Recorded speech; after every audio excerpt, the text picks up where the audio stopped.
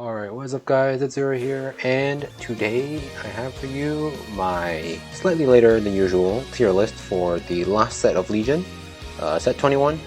So this set introduced actually a bunch of really good decks for the meta, and I personally chose to delay this just because the summer CS, I think this is summer season, summer CS was earlier this week, and I kind of wanted to see the results first.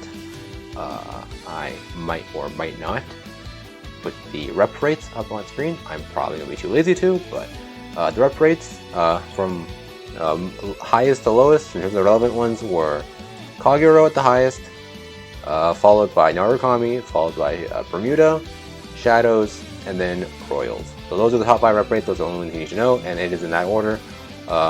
If you want exact percentages, I think Kagero was like roughly 25, I think. Naru was a little under that. Fish was like 15-ish%. Shadow was like a little under 10, and then Royals were like 7-ish%. So something like that. I don't exactly remember the exact amount, and I'm probably too lazy to edit it in. So info is something like that. So this tier list will have a little bit of information. I have a little data based on it too, not just my opinion like usual. But yeah. So tier 1, the top, the really good decks. Tier 2 are the playable decks. And tier 3, before was honestly used just for the decks that are from the new set that I don't think are really good. But this time I will always also use it for decks that were previously on the list, and whether it be in tier 1 or tier 2, that I currently think are starting to fall off of it. So yeah, so without further ado, I'll just start filling it in, and I'll explain the decks tier by tier. I'll fill it in with tier 3 first. So whoop-de-doo, whoop-de-doo, whoop-de-doo, whoop-de-doo, and this card goes here too. Don't pay too much mind to the order. I don't think the order here matters too much. Probably something like this, probably. Alright, so we'll go from the back. If you really want to order something like this, I'm sure all these can be interchangeable, to be honest. So we'll go from the back end first. So first off, it is Silverthorn. So I do think this deck's lack of Legion as a part of the deck is starting to hurt it a bit. Every deck can do like similarly explosive plays as compared to you, and the deck just isn't as good as it used to be. It did get nerfed, although I think those nerfs did too much to the deck, but I do think the biggest issue is that this deck doesn't have Legion. So yeah, not having Legion as a built-in part of the deck is, in my opinion, the biggest issue with the deck right now. Next up, followed by Spikes, the only event clan that I think is even remotely playable. This deck does have a very powerful 3-6, or basically guaranteed lethal 4-6, but this deck is really good at killing you from low ranges. Issue is this deck is very piece reliant. You have to get bad in first, otherwise the deck just falls apart. And then after that, you still need to draw into a few pieces after that. So, but a bit of issues there. And if you're playing the variant that I played with Jelly Beans, your deck is literally going to has to go bad end ride into Bloody Ogre ride. Some of us play like 8 Legions. I don't really like that very much, but I can understand why they play, because these are more breaker targets. But yeah, this deck is very piece reliant, and one thing, it absolutely just auto loses to leaders, which I think is a very good deck right now, and quite popular deck too. So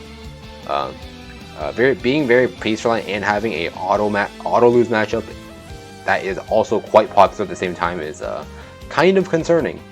So for this deck, and then next up, I guess I'll go over Risers and Regalia at the same time, because they were both decks from set 18, the first Legion set, and they are both for the entirety of Legion in tier 2.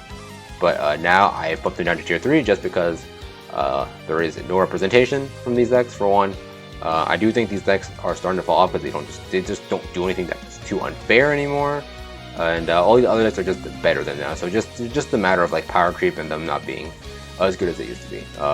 Witches are different, however. This is a deck that I genuinely think could be up here as well, but this deck literally does not exist. No one I rarely see anyone play this deck. I don't own this deck.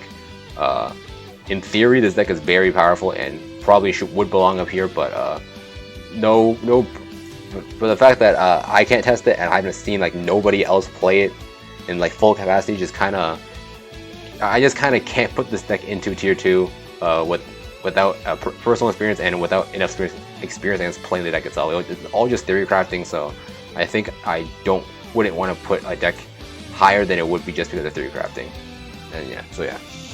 And finally, tier 3, the only deck from this new set that I think is just not good is Jewel Knights.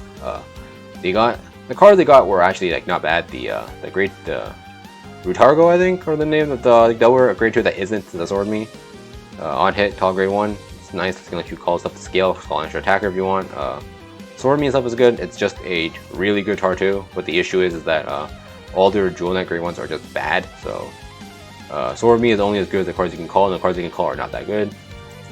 Evade himself is kind of not good because it just crit. So yeah, it adds it adds stuff to the Jewel Knight deck, but it doesn't add enough in my opinion. Also doesn't help the fact that that Miranda makes you so you cannot play Ganslot in your deck, so you can't play Ganslot Lost Blade in Jewel Knights. If you go with that route, I've also tried the route where you just don't play Miranda and play Ganslot Lost Blade, but that deck also has its own fair share of issues, being you don't have to play Miranda and it's just not explosive enough, and you just end up being like a worse seeker in every way. So I just don't think this deck just doesn't do enough. The good thing about this deck though is that you have a really powerful turn 2, but that's literally all this deck has going for it. A very strong turn 2, and that's it. But yeah. So that's it for the tier 3 decks. Onwards to tier 2, I think. Bam. Bam. I'm just gonna put them here for now. And I think Suk definitely belongs at the bottom here. And something like this. I think if you want specific orders, I think these 3 are straight up interchangeable. I think Suk belongs at the bottom of this tier. So why is Suk so far down below in the bottom right now? The meta is just not kind to it. It has the niche of being a straight up hard counter to Bermuda, which obviously is in tier 2, not in tier 3 either, so obviously it's in tier 1, right? So it does have the niche of being the straight up hard counter to Bermuda because Bermuda's whole shtick is grabbing infinite BGs, and Suk's whole game plan is slowly grind them out and then shoot them with Tom, ignoring all PGs. So there's that, but it loses to quite literally everything else on this list. It does not have a actually, I guess it would do fine against Seekers, do fine against Liberators, but against like Deleters, Brawlers, Kagero, Revengers a little less so, Starvaders, I wouldn't imagine Suk has a whole lot of fun in this. And the results also goes to show, because Suk is usually like relatively repped in Top Cut. This time in Top Cut from the CS, only one person has Suk in their day 1-2 deck lineup in the CS, as well as some of the more known Suk players didn't even bring Suk to this event. And those people are like die-hard Suk players, and if they don't bring the deck, it just kind of shows that the deck isn't good enough right now in the current meta, or that it just isn't, the meta isn't kind to it. So still think it's good. Obviously I still think it's good, but it does have its bad matchups right now. Bad matchups, and the meta just isn't good to it right now. So definitely do think it belongs in the lower end of tier 2 this time. And then next up, again, these decks are all interchangeable. I'll go over in the order that I put them in. So first off is Liberators. They got what? Prominence Glare. Glare is a glory-esque effect. It does the crit stacks, but the glory effect it does not stack. So just something to note there. It is an improvement to the deck, because right now the meta is filled with Brawlers, Kagero, and Deleters. I'd say are the 3 most common decks you see on ladder. And then in tournament play, you also add Fish to the mix. Garmor just does not do anything in those matchups anymore. Deleters lock you. Fish doesn't retire anything at all whatsoever. Brawlers punch over all your stuff, and Kagero has the Great now, meaning they are not forced to retire to kill your stuff, and they can always still have the OG base Overlord to kill your stuff anyway. So Garmor just doesn't do enough in this current meta, in my opinion. So I do think that the way to play Liberators right now is to play like a bluish focus deck, or what do you want to call it, like a 4 Glare, and then your choice of 4 Percival or 4 Core, and then your one of is one of the others, and your game plan is to try to just glare them for game. So I do think this deck is good. I have been playing with this deck a lot, but I do think it's still a little too unfair, too fair, and a little too. It isn't explosive, and it doesn't have that oomph that the really good decks have. So yeah, definitely do think it's in like the tier 2 range. Definitely don't think it belongs to tier 1. And then Seekers. Again, this deck is still just carried by Gancelot. Exceed is nice. Exceed means you have choices to what you want in your grade 3 lineup now. I personally am not a fan of Thingsaver, so I swapped Thingsaver out for Exceed. A lot of people swapped Wingle out for Exceed. You could go Exceed. You could go like, or you just not play Exceed at all and you play the old deck. But I definitely do think that this wave brought some relatively good support for Seekers, mainly being the Exceed and the 2 variations, 2 Soul Blast, 2 draw 1. So the deck does have a little extra draw power now and a little extra easier way to fill up drop for Legion, so pretty good there. Exceed has crit and can give stuff anti-retire, but like I said before with Garmor, anti-retire just isn't as amazing anymore as it was in like the previous meta where Kagura was making something just Dragonute. So yeah,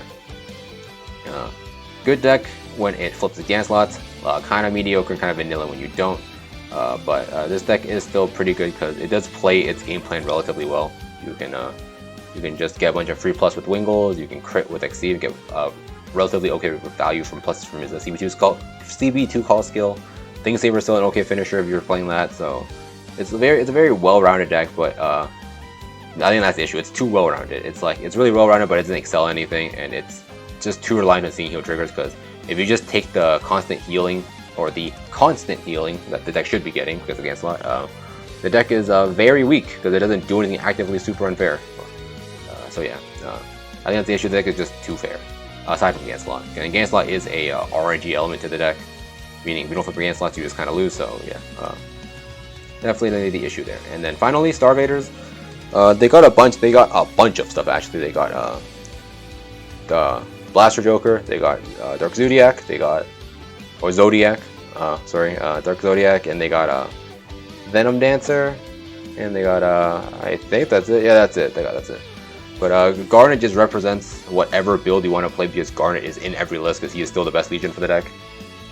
So the good thing is the deck has like a bunch of options now to how you want to play. Joker gets rid of resist intercepts and it forces your opponent to rewrite Legions. Venom Dancer isn't as reliant on locking the front row, because he can just lock the back row and just get multi-attacks instead. Zodiac is amazing against decks that can't unlock your cards, because you can just keep their stuff locked for very cheap because of his Omega Lock skill. Same thing with the new starter, the Brave Fang, lets you Omega Lock stuff for 1 counterblast, which is really nice. So, and the deck definitely got a bunch of new toys to play with. It's good, but it still has the issue of a lot of your cards still neg you when you want to lock, so that's an issue there. You still don't have a counter charger, so counterblast can still be sometimes an issue.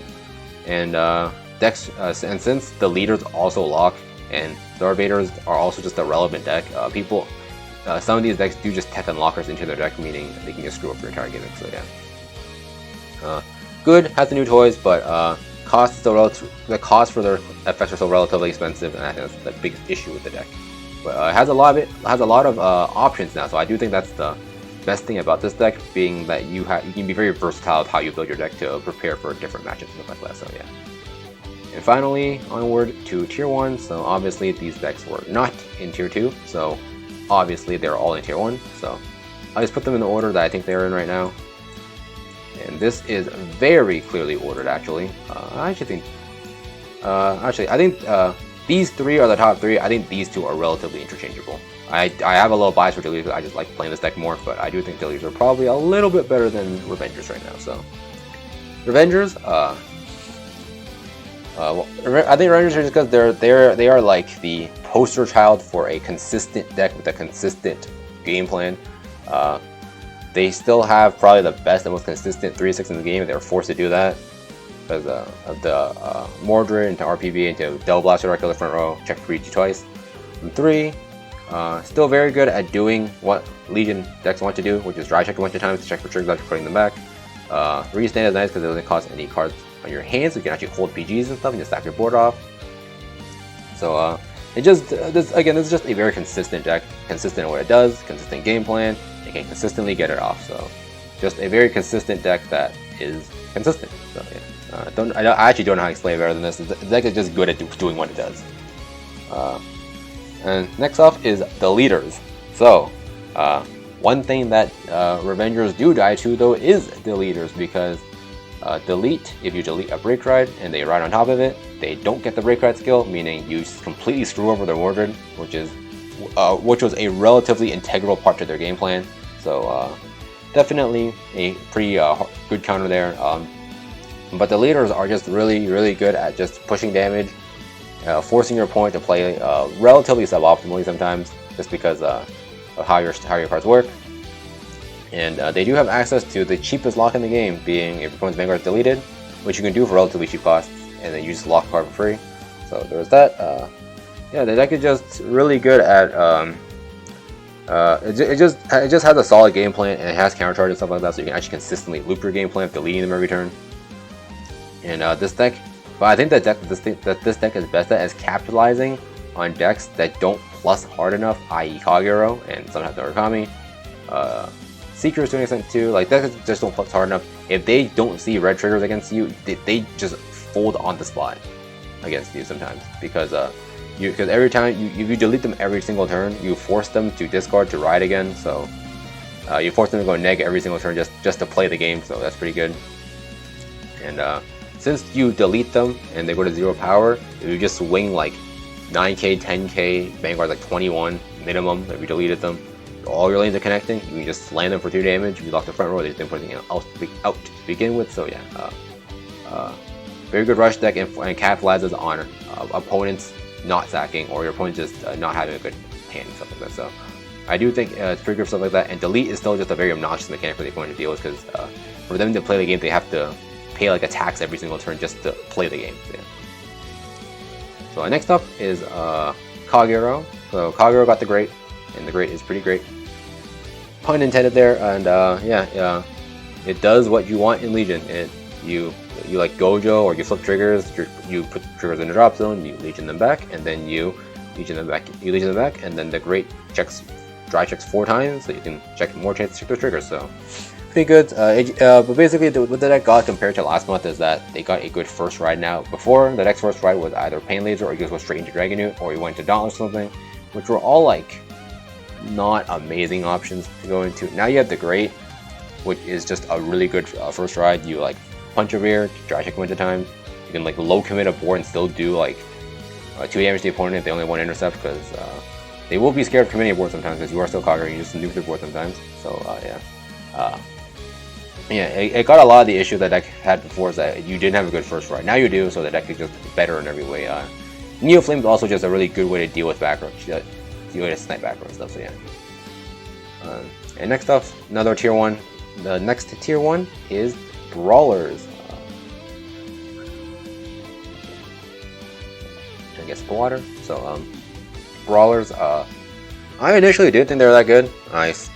But after playing against it, and after like playing it for like a very short time, I literally just finished the deck today. Played a few games with it. It is actually really good. 13k base. You can just punch their entire board, meaning you can like clear boosters every single turn. Yeah, it's 13k base because of cross ride. So you're killing all the boosters, so all the rears will struggle to hit. You force them to commit more cards out of their hand, and you just continuously kill them every single turn. You drain them out of resources. You are also just punching their front row every turn, so while having rears at scale, so you are just guaranteeing damage while clearing the board off, which is just really good. You have the Soul Blast 2 draw ones, and you are filling soul every turn, so you couldn't get draws off of that. You have the Helena to fill their hand multiple times a turn because of Knuckle Buster hits everything. So there's that. Anything else to say? You can tech unlockers against Link Joker, because your like 3rd grade 3 slot doesn't matter too much. If you don't want that, you can play Shotgun, and Shotgun does actively punish your opponent for playing around Big Bang Knuckle, because the way you play around Big Bang Knuckle is you don't commit a board, and if they don't commit a board, you ride into Shotgun, and you'll kill the little board they do have, probably called an intercept in the process, and you have a Vanguard's crit. So that's actually like really dumb that if you play around one thing, you play into the other thing. So yeah, there's that. But overall, just a very solid deck.